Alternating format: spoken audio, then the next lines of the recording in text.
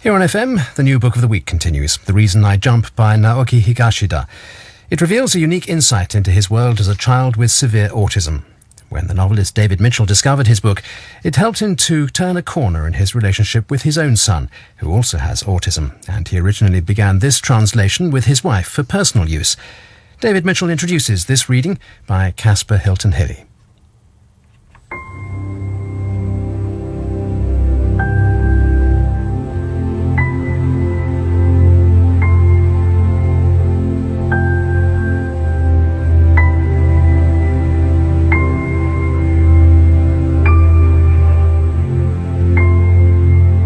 The 13-year-old author of this book invites his reader to imagine a daily life in which your faculty of speech is taken away. Explaining that you're hungry or tired or in pain is now as beyond your powers as a chat with a friend. Now imagine that after losing your ability to communicate, the editor-in-residence who orders your thoughts walks out without notice. The chances are that you never knew this mind editor even existed, but now that he or she has gone, you realise too late how the editor allowed your mind to function for all these years. A dam burst of ideas, memories, impulses and thoughts is cascading over you unstoppably. Your internal editor had controlled this flow, diverting the vast majority away and nominating just a tiny number for your conscious consideration. But now you're on your own. Now your mind is a room where 20 radios, all tuned to different stations, are blaring out voices and music. The radios have no off switches or volume controls. The room you're in has no door or window, and relief will only come when you're too exhausted to stay awake. Suddenly sensory input from your environment is flooding in too, unfiltered in quality and overwhelming in quantity. Colours and patterns swim and clamour for your attention. The fabric conditioner in your sweater smells as strong as air freshener fired up your nostrils. Your comfy jeans now feel as scratchy as steel wool. Your senses are out of kilter, so the floor keeps tilting like a ferry in heavy seas, and you're no longer sure where your hands and feet are in relation to the rest of you. The air conditioner is as deafening as an electric drill, but your father, who's right here in front of you, sounds as if he's speaking to you from a cell phone on a train going through lots of short tunnels in Cantonese. You are no longer able to comprehend your mother tongue or any tongue. From now on, all languages will be foreign languages. Even your sense of time has gone, rendering you unable to distinguish between a minute and an hour. This is your new ongoing reality. Autism is a lifelong condition, but even the word autism makes no more sense to you now than the word jiheisho might to a non-Japanese speaker. For those people born onto the autistic spectrum, this unedited, unfiltered, and scary as all hell reality is home. So how do people with autism see the world exactly?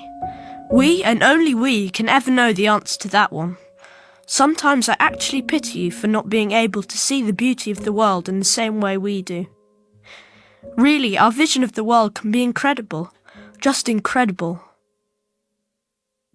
You might reply, but the eyes we all use to look at things work the same way, right? Fair enough. You may be looking at the exact same thing as us, but how we perceive them appears to be different. When you see an object, it seems that you see it as an entire thing first, and only afterwards do its details follow on. But for people with autism, the details jump straight out at us first of all, and then only gradually, detail by detail, does the whole image sort of float up into focus. What part of the whole image captures our eyes first depends on a number of things.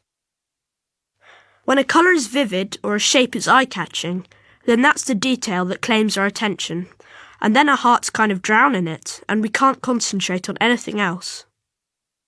Every single thing has its own unique beauty. People with autism get to cherish this beauty, as if it's a kind of blessing given to us. Wherever we go, whatever we do, we can never be completely lonely. We may look like we're not with anyone, but we're always in the company of friends. Do you have a sense of time? Time is a continuous thing with no clear boundaries, which is why it's so confusing for people with autism. Perhaps you're puzzled about why time intervals and the speed of time is so hard for us to gauge, and why time seems such slippery stuff for people with autism. For us, time is as difficult to grasp as picturing a country we've never been to. You can't capture the passing of time on a piece of paper. The hands of a clock may show that some time has passed, but the fact we can't actually feel it makes us nervous. Because I have autism, I know all about this and I feel it myself. Believe me, this is scary stuff. We're anxious about what kind of condition we'll be in at a future point and what problems we'll trigger. People who have effortless control over themselves and their bodies never really experience this fear. For us, 1 second is infinitely long, yet 24 hours can hurtle by in a flash. Time can only be fixed in our memories in the form of visual scenes. For this reason, there's not a lot of difference between 1 second and 24 hours. Exactly what the next moment has in store for us never stops being a big, big worry. Why do you like being in the water? In the water, it's so quiet, and I'm so free and happy there. Nobody hassles us in the water, and it's as if we've got all the time in the world. Whether we stay in one place or whether we're swimming about, when we're in the water, we can really be at one with the pulse of time. Outside of the water, there's always too much stimulation for our eyes and our ears, and it's impossible for us to guess how long 1 second is or how long an hour takes. People with autism have no freedom. The reason is that we are a different kind of human, born with primeval senses from a distant, distant watery past. We just want to go back to that distant past, to a primeval era in fact, before human beings even existed. We are outside the normal flow of time. We can't express ourselves, and our bodies are hurtling us through life. Why do people with autism often cup their ears? There are certain noises you don't notice, but that really get to us. The problem here is that you don't understand how these noises affect us. It's not quite that the noises grate on our nerves, it's more to do with the fear that if we keep listening, we'll lose all sense of where we are. At times like these, it feels as if the ground is shaking and the landscape around us starts coming to get us. It's absolutely terrifying. So cupping our ears is a measure we take to protect ourselves and get back our grip on where we are. The noises that get to people with autism vary from person to person. I don't know how we'd cope if we couldn't cup our ears. Me too, I cup my ears sometimes, though I've gradually got used to the noises by pressing my hands over my ears less and less heavily. Some people can overcome the problem by slowly becoming accustomed to the noises, I guess. What matters most is that we learn to feel safe and secure even when the noises strike us. Why don't you do what you're told to straight away? There are times when I can't act, even though I really badly want to. This is when my body is beyond my control. I don't mean I'm ill or anything. It's as if my whole body, except for my soul, feels as if it belongs to somebody else and I have zero control over it.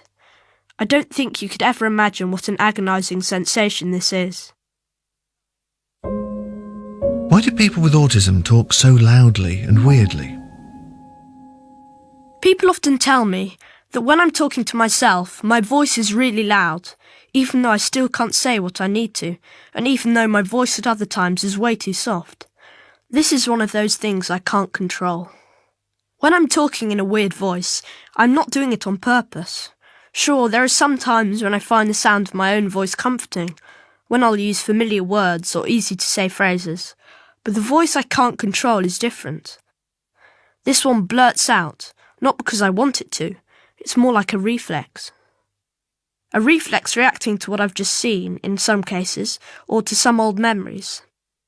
When my weird voice gets triggered, it's almost impossible to hold it back, and if I try, it actually hurts, almost as if I'm strangling my own throat.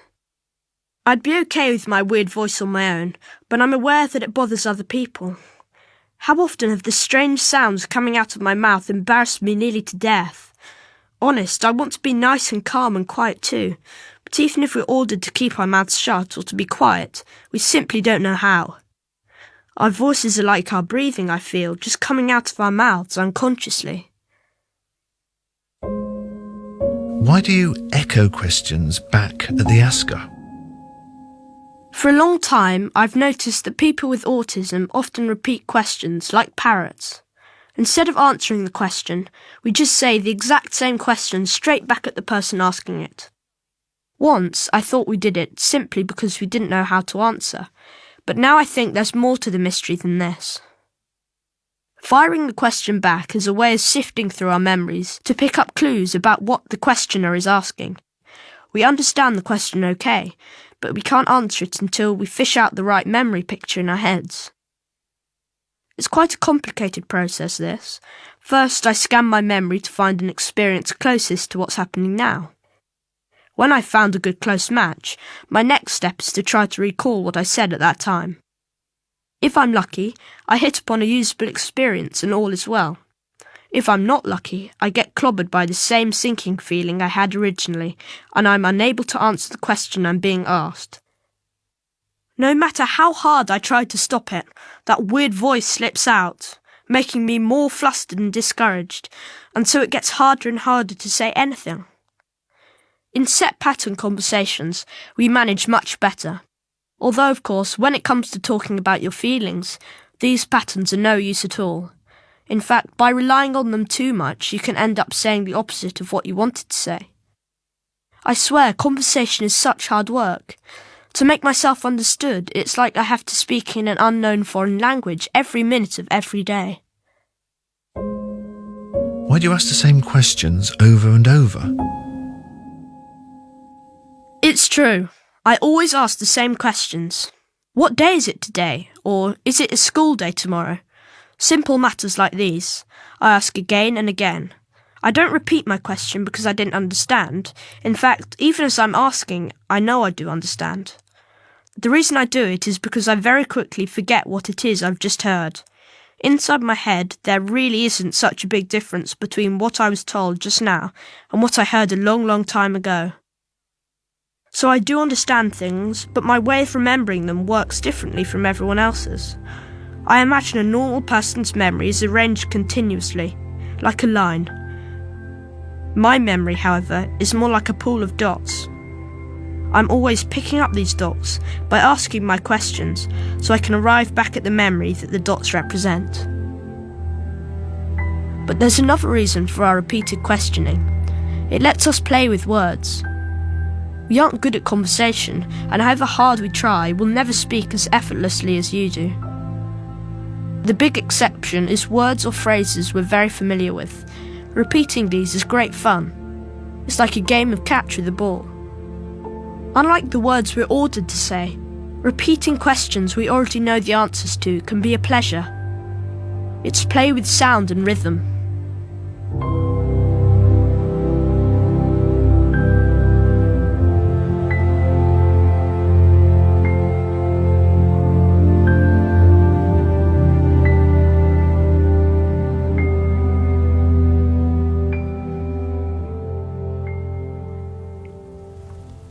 Caspar Hilton Hilly was reading from The Reason I Jump, which was translated and introduced by David Mitchell. It was abridged and produced by Allegra McElroy. After the news,